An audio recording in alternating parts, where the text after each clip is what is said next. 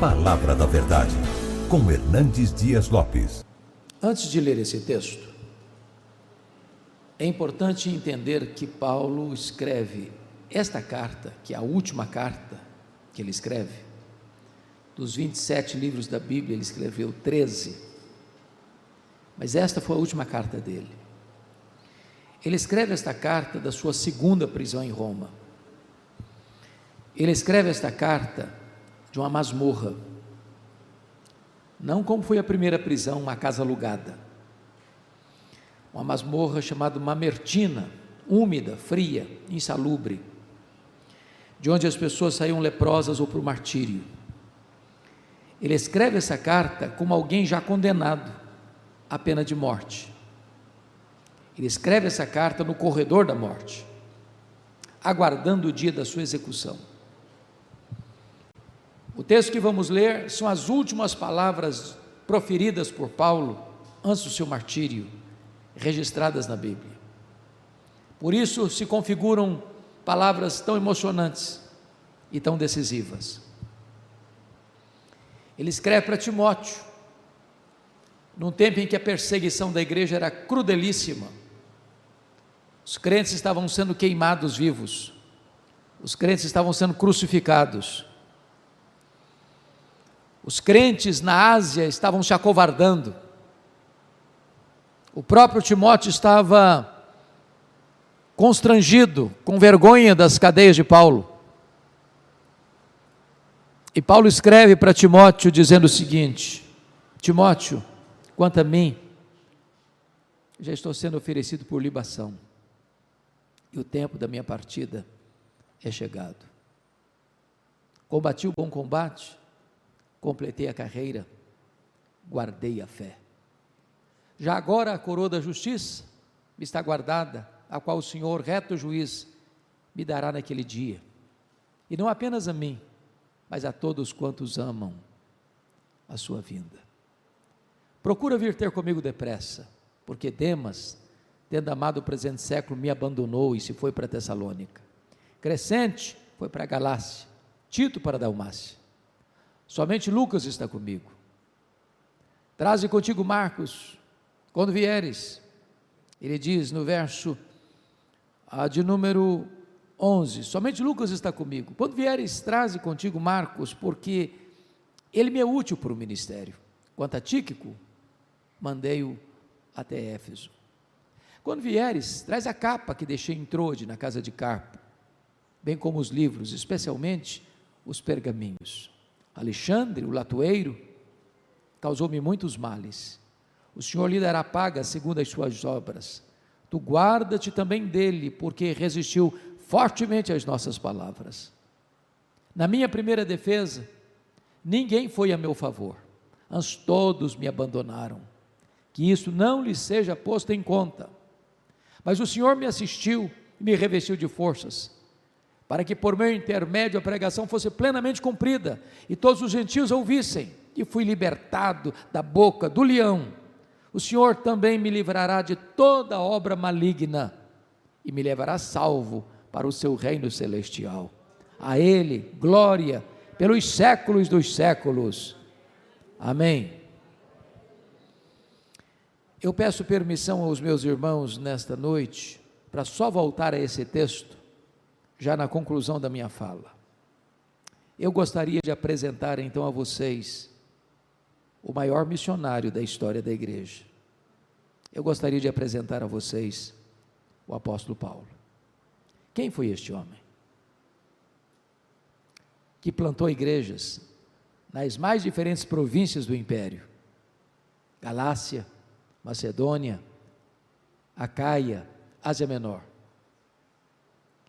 Este homem que encerra a sua vida pobre, cheio de cicatrizes, dentro de uma masmorra, acusado de um crime que não praticou, abandonado pelos seus irmãos, condenado à pena de morte.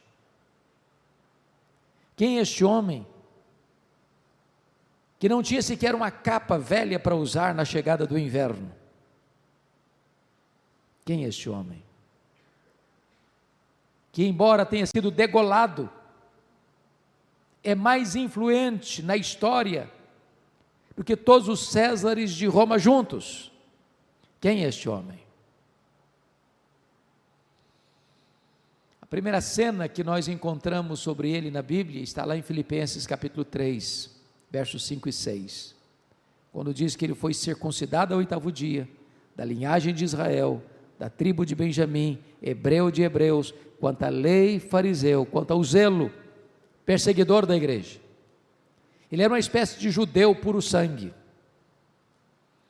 Diz a Bíblia que em Atos 22, versículo 3, que ele foi enviado para Jerusalém, onde morava sua irmã, para tornar-se um líder do judaísmo, um rabino, para estudar aos pés do grande Gamaliel, que era neto do rabino Hilel, para ser de fato o grande expoente do judaísmo do primeiro século. Diz Gálatas 1,14, que ele se destaca entre os seus pares, por causa do zelo que ele tinha pela tradição. Tornou-se um homem culto, de cultura enciclopédica, dominando o hebraico, o aramaico, o grego, o latim, um homem poliglota, demonstrando de fato ser a promessa do maior líder do judaísmo do seu tempo. Porém, enquanto Saulo se fortalecia em Jerusalém, um outro rabino também crescia em Israel, não na decantada Jerusalém, não perlustrando os bancos de uma academia, mas numa carpintaria, na pequena e pobre e desprezada cidade de Nazaré. Este rabino da Galileia, com as mãos calejadas, aos 30 anos de idade, deixa Nazaré, vai ao Jordão, é batizado por João Batista e dá início ao seu ministério.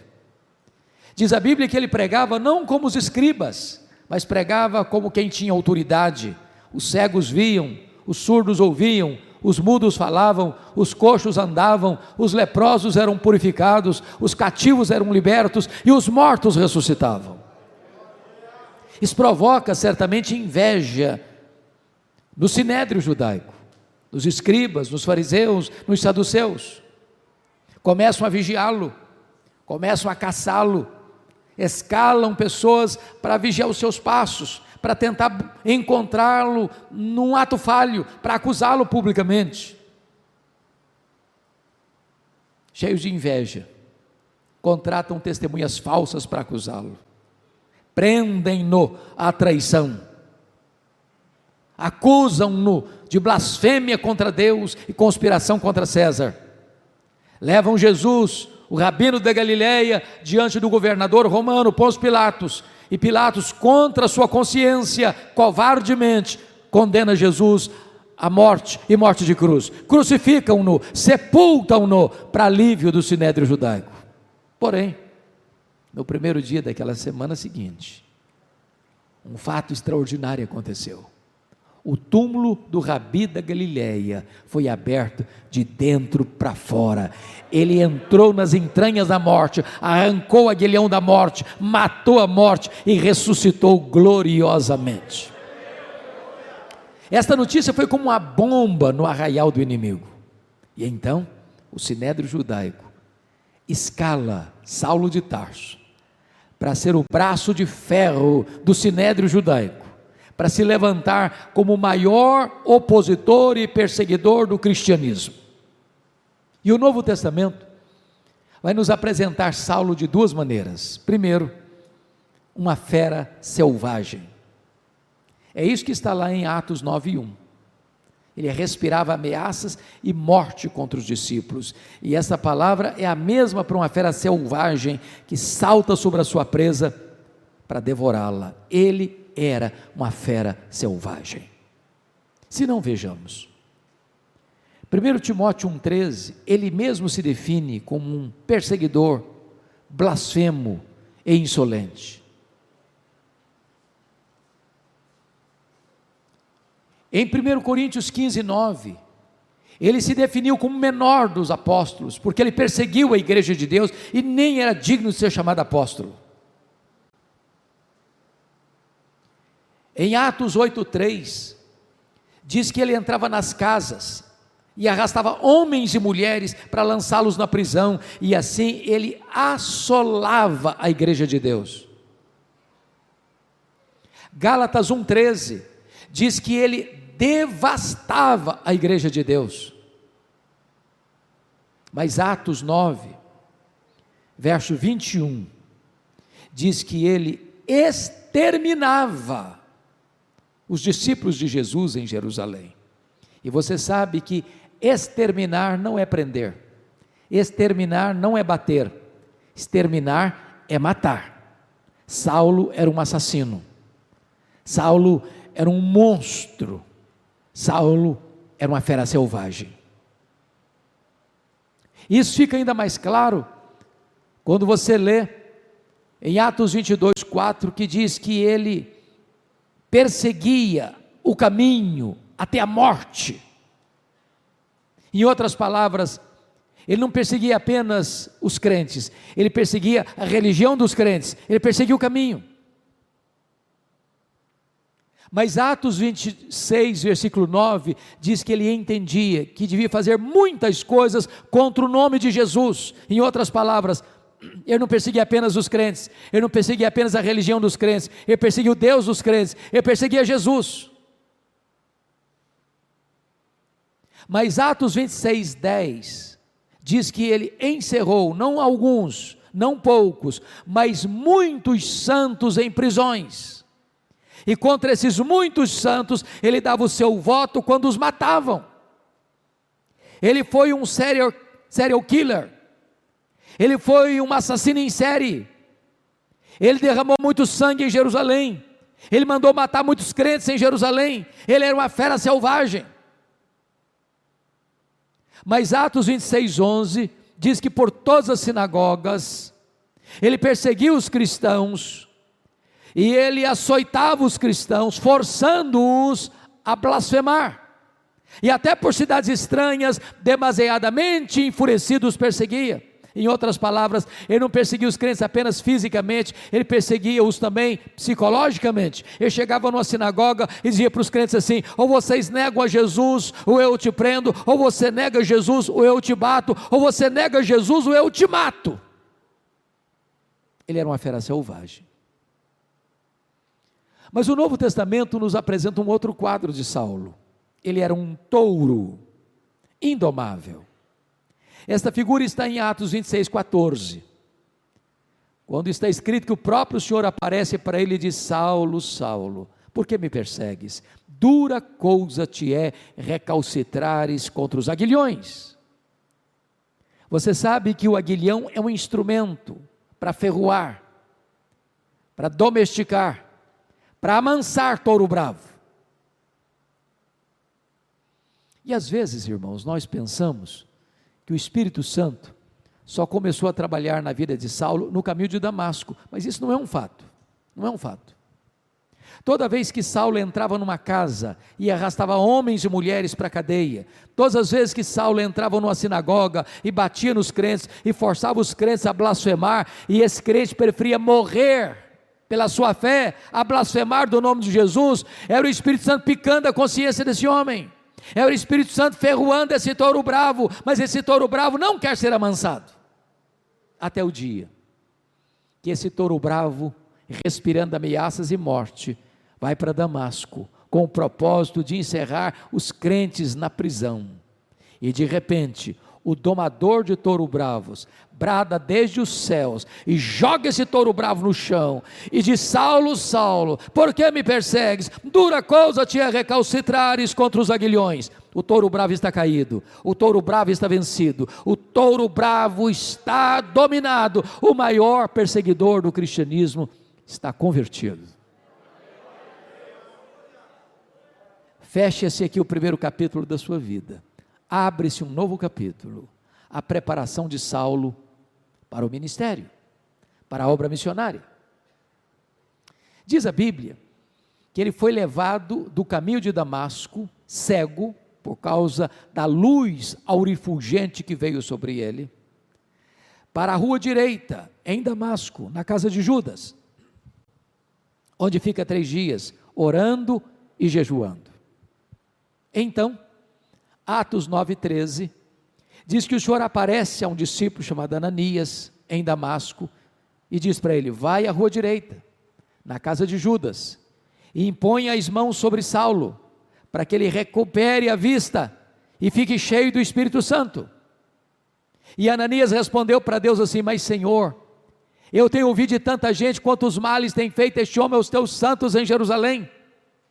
Mas Deus diz para ele: vai, porque ele é para mim um vaso escolhido, e eu enviarei para longe aos gentios, e eu lhe mostrarei o quanto importa sofrer pelo meu nome.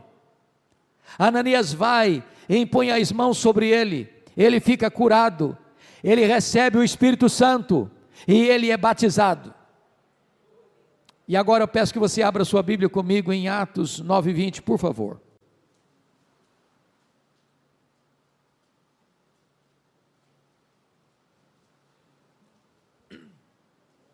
Diz aí que logo quando ele foi curado, revestido com o Espírito Santo e batizado, ele passa a pregar nas sinagogas de Damasco, afirmando que Jesus é o Filho de Deus. Mas agora, por favor, veja o verso 22. Está escrito: Saulo mais e mais se fortalecia, confundindo os judeus, demonstrando que Jesus é o Cristo, o Messias. E agora eu faço uma pergunta a vocês: há alguma diferença entre o que ele fez no verso 20 para o que ele fez no verso 22?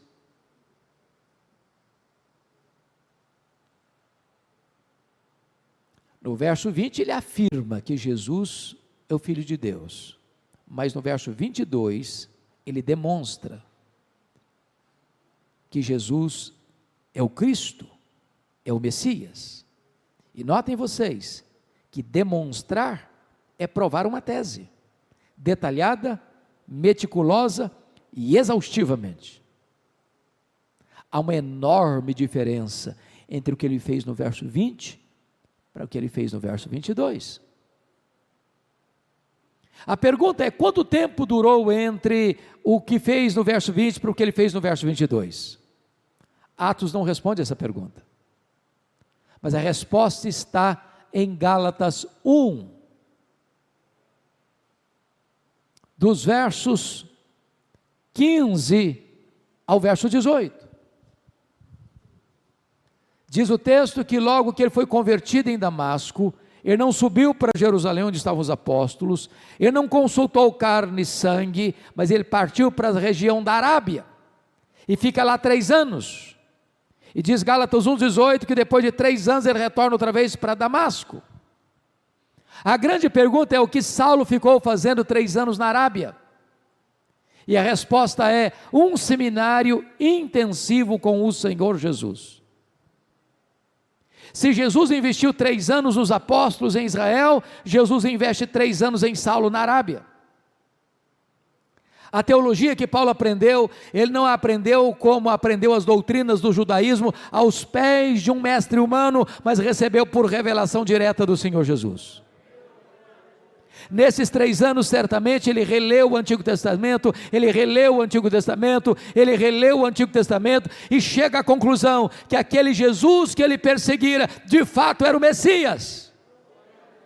Convencido desta verdade, diz Gálatas 1,18, ele retorna outra vez para Damasco, e é aí que se encaixa o versículo 22. Saulo mais e mais se fortalecia, confundindo os judeus, demonstrando, provando que Jesus é o Cristo, é o Messias.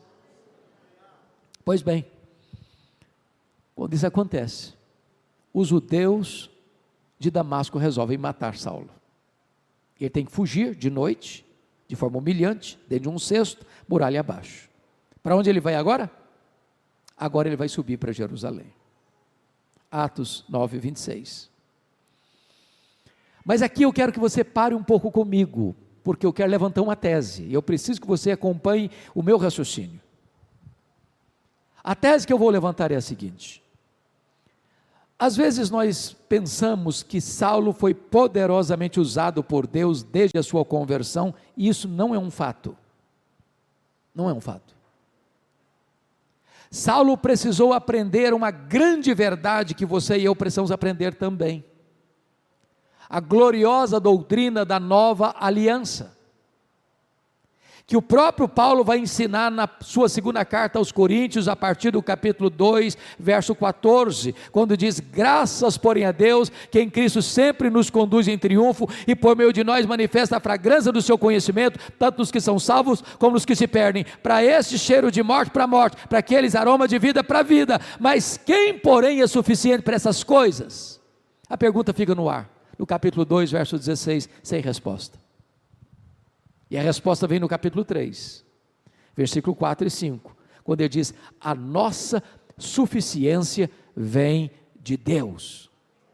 O que era a velha aliança? Quando Moisés desceu do monte Sinai com as tábuas da lei, o povo disse para Moisés: tudo que o Senhor falou, nós faremos. Eu pergunto a vocês: fizeram? Resposta: não. Por que não? Faltou-lhe sinceridade? Não. Faltou-lhes poder. Na velha aliança, tudo depende de nós, nada de Deus. Na nova aliança, tudo depende de Deus, nada de nós. A nossa suficiência vem de Deus. Então a tese que eu vou levantar agora é a seguinte: quando Saulo sobe para Jerusalém, ele não está governado pela nova aliança, ele está governado pela velha aliança. Por quê? Quando Paulo sobe para Jerusalém, meus irmãos, ele está indo na grande perspectiva e propósito de ser o grande líder da igreja de Jerusalém. Ele está pensando que ele é o homem adequado, talhado, com o melhor currículo, com o melhor preparo, com a melhor performance, para botar a obra da igreja de Jerusalém adiante. E ele tinha motivos para isso. Primeiro motivo: todos os apóstolos de Jesus, exceto Judas Iscariotes, eram galileus, lá do norte.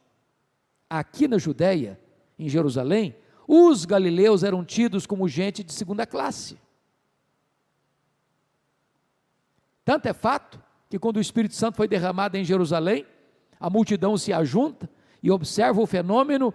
Uns com ceticismo perguntam: o que quer isso dizer? Outros com preconceito dizem assim: são galileus. Outros até com zombaria dizem: não, estão bêbados. Saulo pensou assim: esses galileus aqui em Jerusalém não vão conseguir nada. Segunda razão: todos os apóstolos de Jesus Cristo eram homens iletrados. Iletrados. E Jerusalém era a capital da teologia. Saulo pensou assim: esses homens, além de galileus, são iletrados aqui no cenário da cultura teológica, não vão conseguir nada. Ele pensou: eu tenho o melhor currículo, eu tenho o melhor perfil, eu falo aramaico, eu falo hebraico, eu falo grego, eu falo latim, eu conheço a cultura, eu me criei em Jerusalém, eu persegui a igreja aqui, eu estou preparado para ser o grande líder da igreja de Jerusalém. Com essas ideias ele sobe. Agora confira aí capítulo 9, verso 26. Quando ele chega na igreja de Jerusalém, os membros da igreja de Jerusalém não acreditaram na conversão dele, pensaram que ele estava sabotando a fé cristã, bater a porta da igreja na cara dele. Para quem queria ser líder, nem recebido foi. Deus golpeou o orgulho dele aqui. Aí veja o capítulo 9, verso 27. Foi Barnabé quem o acolheu, o apresentou aos apóstolos, os apóstolos então o receberam, e ele começa a ter trânsito livre na igreja de Jerusalém, até que, conforme Atos 9, versículo 29 e 30, os helenistas, que eram judeus, nascidos fora de Israel, começam a discutir com ele e resolvem matá-lo. Matá-lo.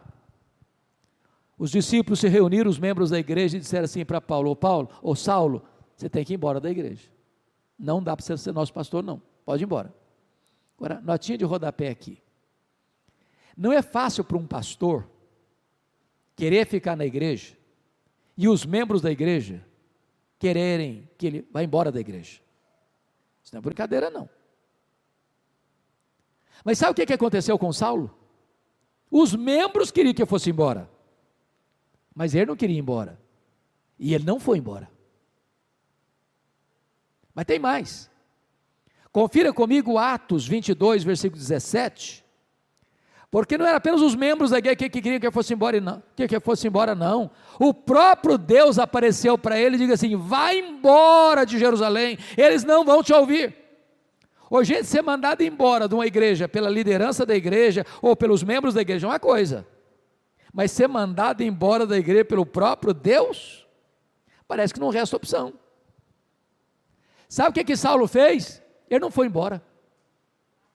Olha o versículo 18, ele começa a discutir com Deus, a razoar com Deus, Senhor, mas eu persegui a igreja aqui, quando se matou Estevão, tua testemunha, eu estava presente, consentia nisso, até guardei as vestes daqueles que o apedrejaram. Sabe o que ele está falando para Deus? Trocando em miúdos? Deus, o senhor pensa melhor, o senhor pensa direito, o senhor não pode cometer esse erro estratégico, se eu sair dessa igreja vai tudo desandar, nada vai para frente aqui não, eu sou o cara, eu tenho o melhor currículo, eu tenho o melhor perfil, o senhor não pode fazer isso. Sabe o que aconteceu? Deus não mudou, foi Saulo quem teve que mudar e mudar-se, e Deus diz, vai! Sabe o que aconteceu com ele? Ele não foi não. Volta comigo por favor para Atos 9:30, diz que os discípulos se reuniram, e o levaram até Cesareia, que ficava o porto marítimo para ele embarcar. Preste atenção, ele não foi, ele foi levado, ele não saiu, saíram com ele. Ele saiu de Jerusalém como Ló saiu de Sodoma, a reboque. Para onde o levaram depois? O mandaram depois? Para Tarso. Onde era Tarso? A cidade que ele nasceu. Sabe o que Deus está dizendo para esse cara que se acha insubstituível? Meu filho, se você pensa que eu preciso de você, você está muito enganado. É você quem precisa de mim. Então arruma as malas e volta para casa. Sabe quanto tempo ele ficou em Tarso, no molho, longe dos holofotes, completamente esquecido? Mais de 10 anos, mais de 10 anos, mas o pior não tinha acontecido não, o pior está em Atos 9:31, diz que no dia que Saulo foi embora da igreja de Jerusalém, a igreja passou a crescer e passou a ter paz. Você quer coisa pior para um pastor do que isso? No dia que ele vai embora da igreja, todos os problemas da igreja se resolvem e a igreja explode em crescimento? Deus estava trabalhando em Saulo, para depois Deus trabalhar através de Saulo. Deus está mais interessado em quem você é do que no que você faz. Primeiro você aprende que tudo depende de Deus, nada depende de você. Quem faz a obra é Deus. Nós somos apenas os instrumentos.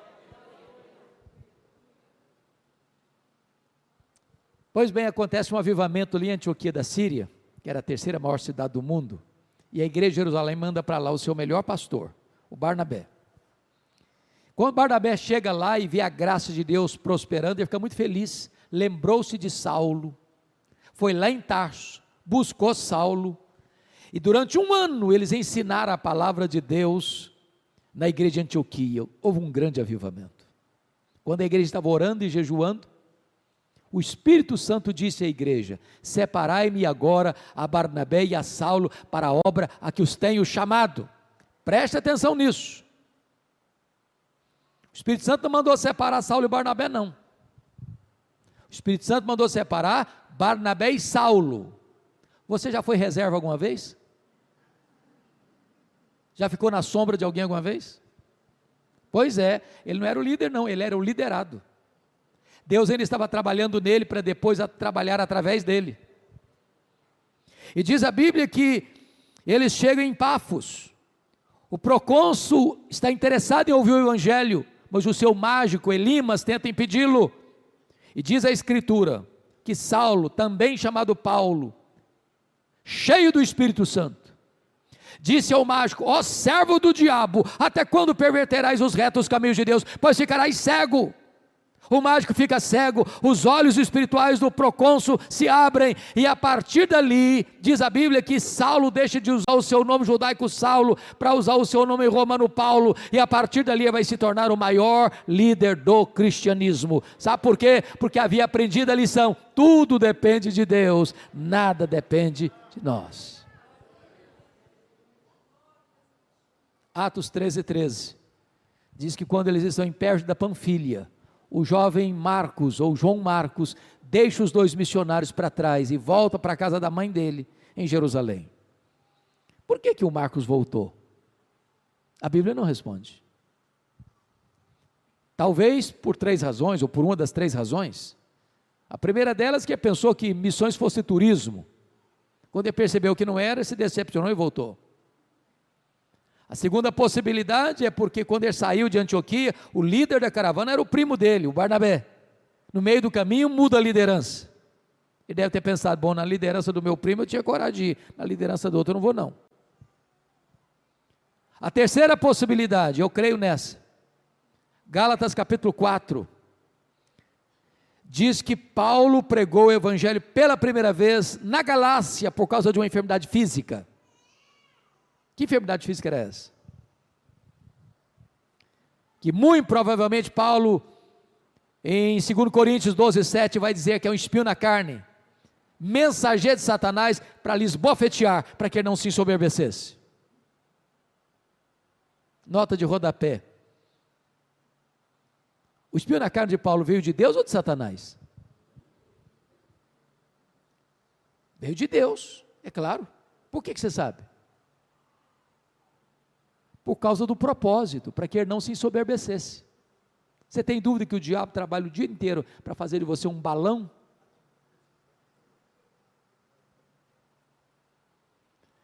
Dizem os estudiosos que essa região de perto da Panfilha, onde o Marcos os abandonou, os 2 missionários, era uma região alagadiça, pantanosa, com muita incidência de malária. Muito provavelmente Paulo pegou a malária aqui.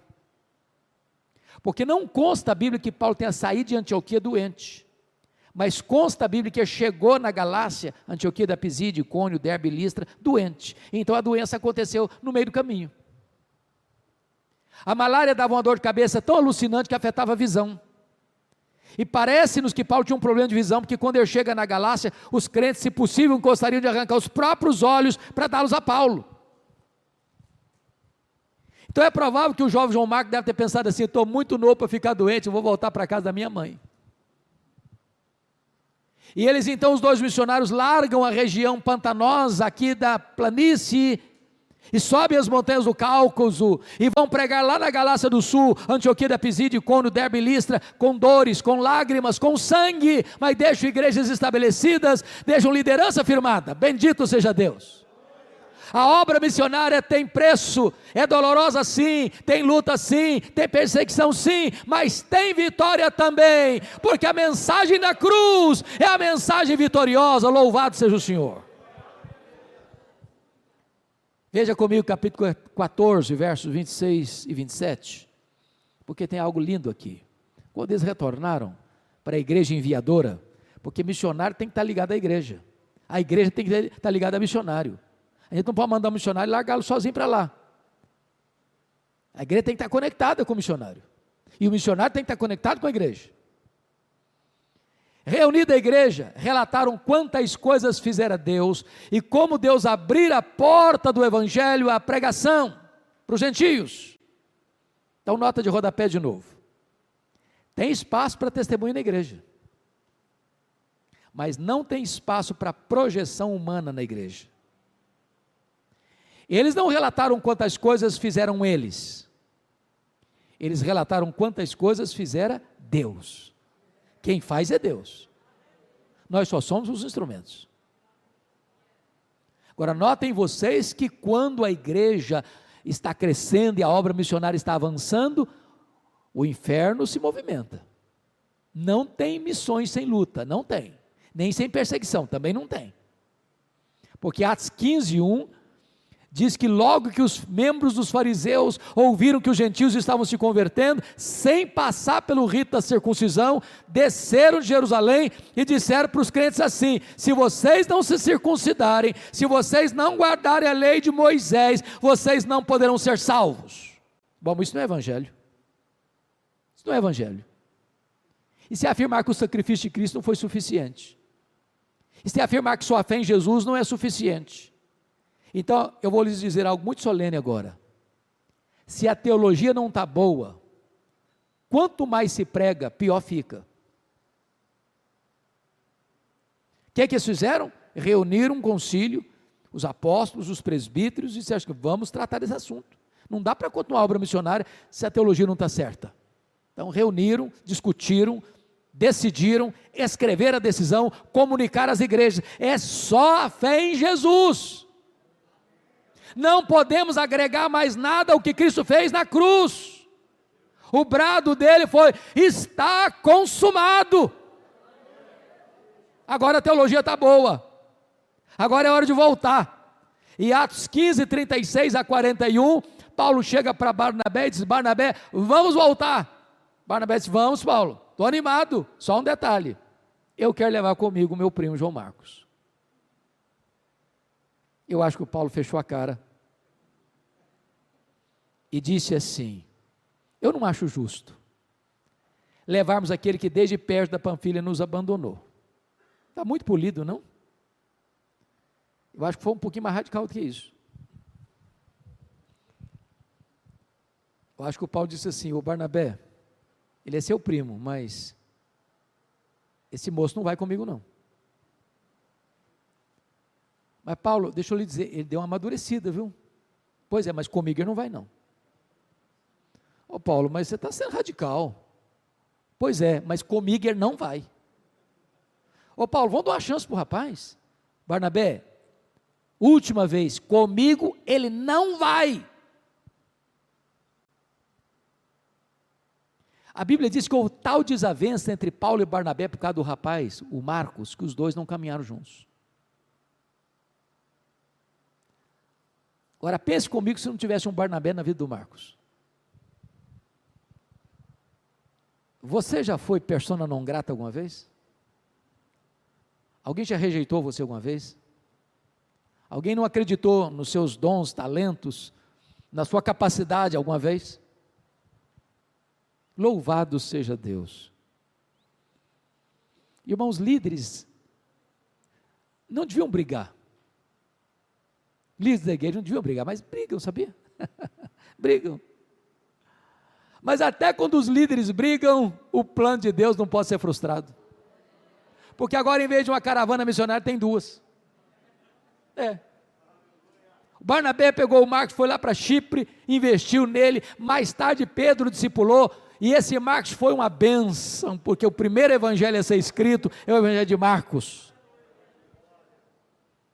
Paulo pegou Silas, profeta de Jerusalém, foi para outros cantos, queria ir para a Ásia.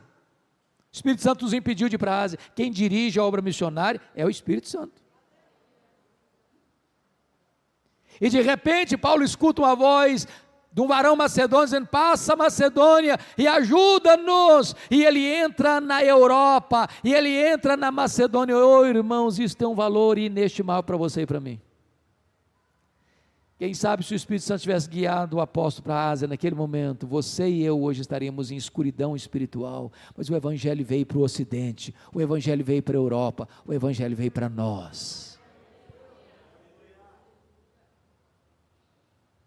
Eles entram então em Filipos, colônia romana, e diz a Bíblia que ali, uma mulher se converte, ela é asiática, de Tiatira, a Lídia, uma moça endemoniada é liberta, e o carcereiro romano prestes a cometer suicídio, escuta: crê no Senhor Jesus e será salvo tu e a tua casa.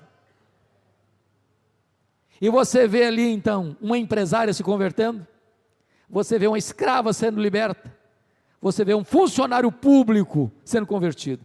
A igreja de Deus é maravilhosa.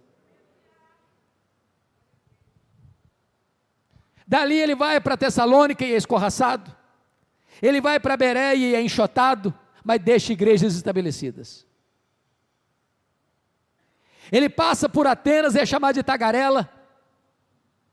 Ele vai ficar 18 meses em Corinto, capital da província da Acaia, e é chamado de impostor, mas deixa uma igreja estabelecida. Ele sai dali, vai para a terceira viagem missionária e vai se dedicar 3 anos em Éfeso, capital da Ásia Menor, para experimentar um dos maiores avivamentos da história do cristianismo. A cidade de Éfeso, meus irmãos, tinha mais de 300 mil habitantes. A cidade de Éfeso hospedava uma das 7 maravilhas do mundo antigo, o templo da deusa Diana, 4 vezes maior do que o Partenon de Atenas.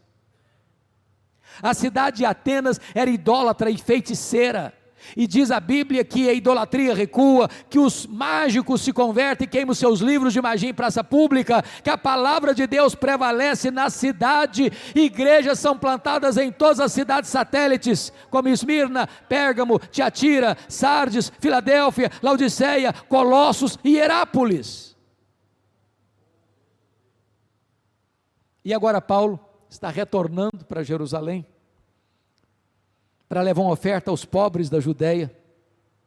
Isso porque havia uma profecia de que no período de Cláudio, imperador Cláudio, que foi de 41 a 54, ele precedeu Nero, haveria uma fome no mundo, e essa fome chegou.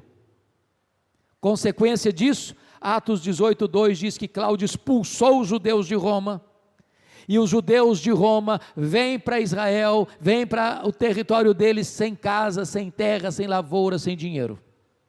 E Paulo levanta uma coleta nas igrejas gentílicas, da Galácia, da Macedônia, da Acaia, da Ásia Menor, para levar para os pobres da Judéia. Obra missionária e ação social caminham juntas. Quando Paulo está reunido com os presbíteros de Éfeso no Porto de Mileto, Atos 20, versos 22 a 24, Paulo diz o seguinte: meus irmãos, o Espírito Santo me assegura que o que eu vou encontrar pela frente são cadeias e tribulações, mas em nada eu considero a vida preciosa para mim mesmo, conquanto que eu complete a minha carreira e o ministério que eu recebi do Senhor Jesus para testemunhar o evangelho da graça de Deus. Ele embarca para Cesareia. Quando ele chega em Cesareia, já no território de Israel, quartel-general de Roma em Israel, o profeta Ágabo prende-o com cinto e diz: é isso que vai acontecer com você em Jerusalém. Os discípulos tentam demover Paulo de subir a Jerusalém. Ele diz: o que vocês estão fazendo comigo? Eu estou pronto não só a ser preso, eu estou pronto a dar a minha vida por Jesus em Jerusalém. E ele vai, entrega as ofertas, e logo ele é preso em Jerusalém. 40 judeus entram em voto de anátema, dizendo o seguinte: nós não vamos comer, nós não vamos beber, enquanto nós não matarmos Paulo. A notícia vaza, chega o sobrinho de Paulo, ele corre lá, fala para Paulo, a informação chega ao comandante, e naquela noite, sob forte escolta militar, Paulo é transferido de Jerusalém para Cesareia, e ele fica 2 anos preso, sob a égide dos governadores Félix e Festo, sob a acusação dos judeus. Na transição de governo, de Félix para Festo, o Sinédrio, sedutoramente, chega para o governador e diz assim: o governador, manda esse prisioneiro para cá. O fórum legítimo do julgamento dele não é político, é religioso. O Sinédrio é o fórum competente para julgá-lo, manda para cá, nós vamos julgá-lo. O governador, para agradar os judeus, ele estava começando o seu governo, estava inclinado a atender o pedido do Sinédrio, que queria matar Paulo na estrada. E Paulo, sabendo da jogada, cidadão romano que ele era, ele disse para o governador assim: eu sou cidadão romano e quero ser julgado diante de César. O governador disse: para César você quer ir? Para César você irá. Lá em Atos 23:11, Deus havia aparecido para ele em Jerusalém e disse assim: coragem, Paulo, assim como você deu testemunho em Jerusalém, eu quero que você dê testemunho também em Roma. Deus o queria em Roma, Paulo queria estar em Roma. No dia que ele embarca para Roma, ele enfrenta um naufrágio. Já pensou nisso? Tinha 276 pessoas dentro do navio, O desespero foi total. Quando todo mundo pensou que ia morrer, um anjo de Deus aparece a Paulo dentro do navio e disse: coragem, Paulo, ânimo, ninguém vai morrer, botei toda essa gente na sua mão, mas é necessário que vocês vão andar numa ilha. E naquela noite eles oraram a oração mais óbvia que eu vejo na Bíblia. Sabe por que eles oraram? Eles oraram para o dia amanhecer. Você já orou para o dia amanhecer? Porque se você orar, o dia amanhece, e se não orar, amanhece do mesmo jeito.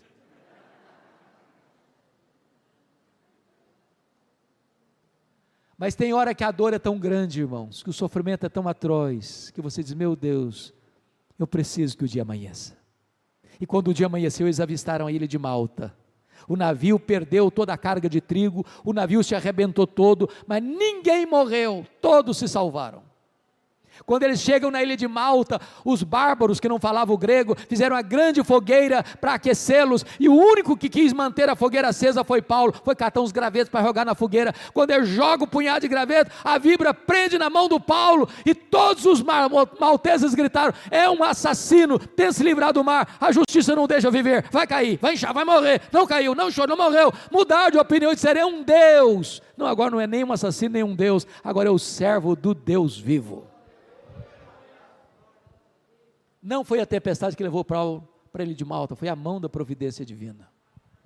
O pai do prefeito estava doente, ele orou por ele foi curado. Os outros enfermos vieram, Paulo orou por eles foram curados. Paulo passou ali os 3 meses do inverno e foi mandado por eles para Roma com todas as suas necessidades supridas.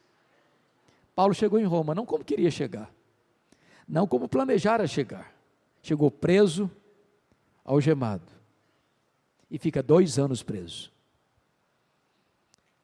Mas ele escreve em Filipenses 1,12 algo sublime. Ele diz assim: meus irmãos, eu quero que vocês saibam que as coisas que me aconteceram têm antes contribuído para o progresso do Evangelho. Eu podia perguntar: Paulo, que coisas são essas que aconteceram com você? E ele poderia fazer um resumo. Eu podia dizer o seguinte: olha, eu fui perseguido em Damasco, eu fui rejeitado em Jerusalém, eu fui esquecido em Tarso, eu fui apedrejado em Listra, eu fui escorraçado de Tessalônica, eu fui enxotado de Bereia, eu fui chamado de tagarela em Atenas, eu fui chamado de impostor em Corinto, eu enfrentei feras em Éfeso, eu fui preso em Jerusalém, eu fui acusado em Cesareia, eu enfrentei um naufrágio para Roma, eu fui picado por uma cobra em Malta, eu cheguei em Roma preso e algemado. Mas eu quero que vocês saibam que as coisas que me aconteceram têm antes contribuído para o progresso do Evangelho. Esse homem está dizendo para você e para mim: eu não creio em sorte, eu não creio em azar, eu não creio em determinismo, eu não creio em misticismo, eu creio que a mão de Deus dirige o meu destino. Porque ele estava preso em Jerusalém, 3 coisas aconteceram, relata ele em Filipenses 1. Primeiro, a igreja foi mais encorajada a pregar. Quando os crentes de Roma viram Paulo preso, trabalhando mais do que eles estavam soltos, eles se mexeram. Ray Stedman, de saudosa memória, diz que há um método de crescimento de igreja que é infalível. Eu não gosto, mas diz que é muito bom. Se quer ver a igreja crescer? Bote os pastores na cadeia e a igreja crescerá. Porque Paulo estava preso, diz ele aí em Filipenses 1, toda a guarda pretoriana tomou conhecimento das minhas cadeias em Cristo. O que era a guarda pretoriana? Era a guarda pessoal do imperador, era a guarda de elite do império, eram 16.000 soldados da mais alta patente. Se Paulo estivesse solto, ele jamais alcançaria a elite de Roma. Nero não sabia, mas Deus o havia constituído em presidente das missões estrangeiras do império, porque colocou lá dentro do palácio o maior evangelista e diante dele o seu auditório. Quando Paulo termina a carta aos Filipenses, capítulo 4, 22, ele diz assim: os santos vos saúdam, especialmente os da casa de César. Olha que coisa maravilhosa.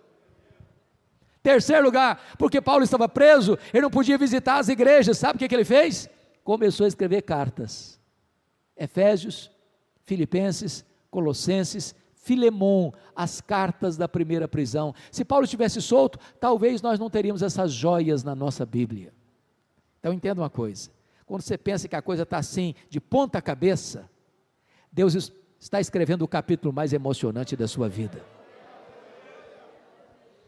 Dessa primeira prisão, Paulo pediu para sair, saiu, mas não saiu para vestir um pijama, não saiu para se aposentar. Preste atenção no que eu vou lhes dizer: não tem aposentadoria no reino de Deus. Enquanto você tiver fôlego nos seus pulmões, você está conclamado a pregar a mensagem da cruz. Neste interregno, ele deixou Timóteo em Éfeso, deixou Tito em Creta, muito provavelmente foi em Espanha, como era seu desejo, passou por Nicópolis, só que agora um fato acontece, no dia 17 de julho do ano 64, a cidade de Roma, com mais de 1 milhão de habitantes, a capital do império, é incendiada. Nero, o imperador, assiste o espetáculo horrendo da Torre de Mecenas. Foram 7 noites e 6 dias de incêndio. 17 de julho a 24 de julho. Quando o incêndio acabou, a cidade estava destruída. Dos 14 bairros de Roma, 10 foram destruídos. Os 4 bairros restantes, densamente povoados por judeus e cristãos, dão a Nero um álibi para botar a culpa do incêndio de Roma nos cristãos, e começa um verdadeiro massacre contra os cristãos. Foram crucificados, foram queimados vivos, foram massacrados. Nessas alturas, Paulo era o grande líder do cristianismo no Ocidente. Ele começa a ser procurado, caçado, até que botam a mão nele, talvez em Troade, na casa de Carpo. Não deu para sequer pegar seus livros, nem suas cópias da Bíblia, os pergaminhos, nem mesmo a sua capa pessoal, e agora ele é jogado nessa masmorra chamada Mamertina, de onde ele escreve esta carta, última, segundo Timóteo, e de onde ele saiu para o martírio. Agora eu peço que você volte ao texto lido lá no começo. Eu quero encerrar. Você pode perguntar assim: o que é que um homem desse tem para compartilhar comigo e com você hoje, no dia 19 de agosto de 2021? 3 coisas ele vai compartilhar com você aí. Ele vai fazer uma avaliação do seu passado no versículo 7. Combati o bom combate, completei a carreira, guardei a fé. Irmãos amados, se o combate não é bom, não entre nele não. Irmãos amados, não parem no meio do caminho, não retrocedam. Irmãos amados, não negociem a verdade, não vendam a consciência, permaneçam no Evangelho. Ele vai fazer uma avaliação do seu presente no versículo 6. Quanto a mim já estou sendo oferecido por libação, e o tempo da minha partida é chegado. Sabe o que ele está dizendo? Ô Timóteo, Roma vai me matar.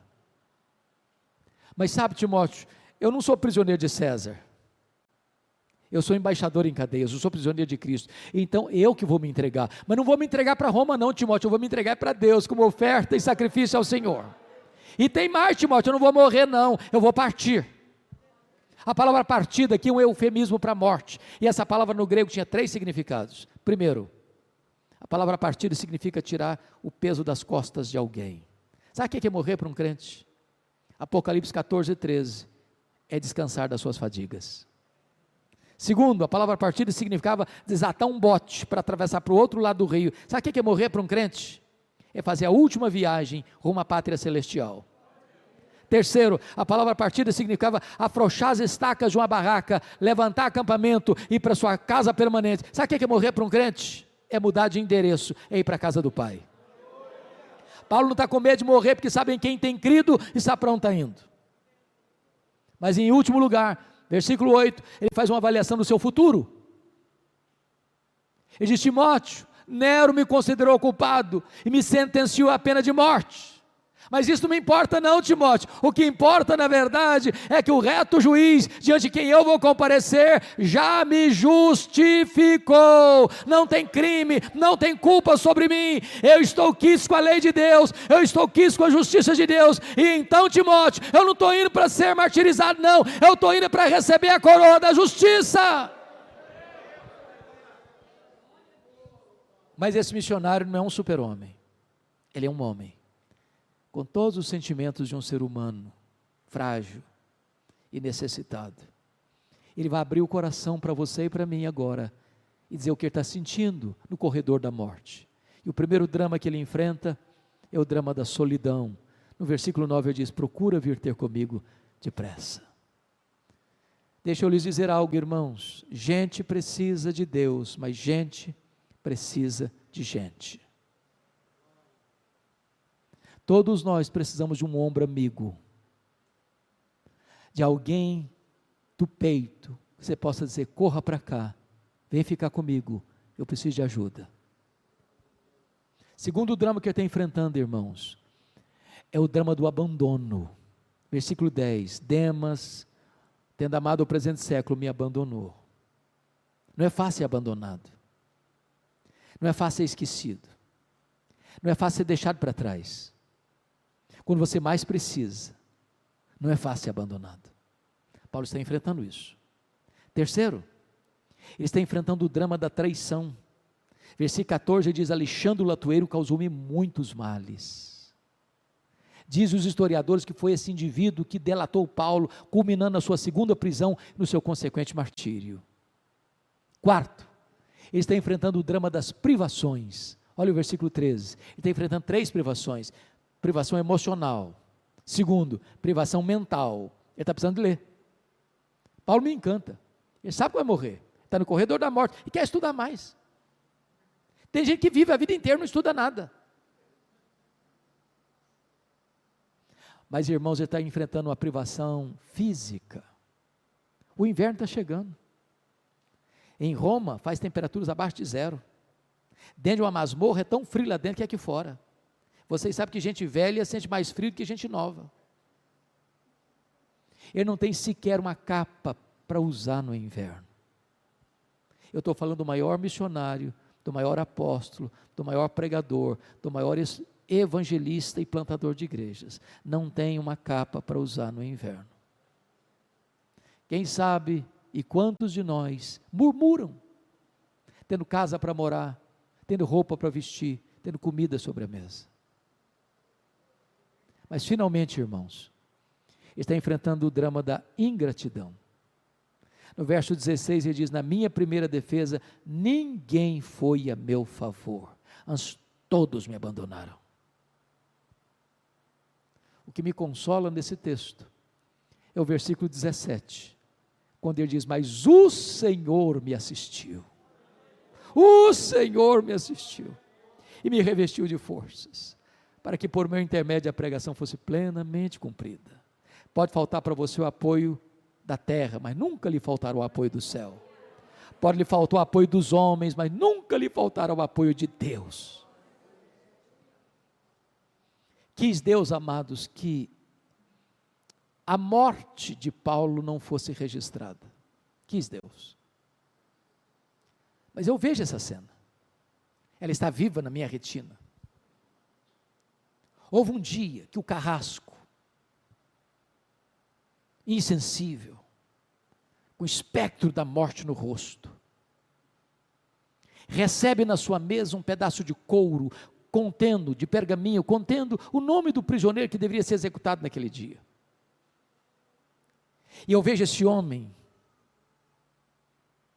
pegando um pesado molho de chaves numa mão, uma tocha de fogo na outra mão, e andando com passadas largas e pesadas, pelos corredores escuros daquela masmorra. Eu vejo esse carrasco, abrindo uma pesada porta de ferro, e entrando com aquela tocha de fogo para dentro daquela masmorra e gritando: prisioneiro Paulo, prisioneiro Paulo, prisioneiro Paulo. E lá no fundo da masmorra o velho responde: sou eu estou aqui. E ele é acorrentado, e ele é levado ao local da execução, e por ser ele o prisioneiro acusado do mais grave crime do império, o incêndio de Roma, o líder dos incendiários de Roma, muito provavelmente, o carrasco lhe pergunta: você quer dizer algumas palavras antes de morrer? talvez pensando que ele fosse expor a sua mágoa, a sua dor, a sua revolta. O velho apóstolo responde: sim, eu quero. E talvez seja nesse momento que ele levanta os olhos aos céus e diz a ele, ao Senhor Jesus: glória pelos séculos dos séculos. Bota a cabeça no cepo. A espada de Roma tosa-lhe a cabeça. Cabeça para um lado, corpo para o outro. Tombou na terra como um mártir. Foi recebido no céu como um príncipe. É este homem que diz para você e para mim nesta noite: sede meus imitadores, como eu sou de Cristo. Que Deus levante missionários.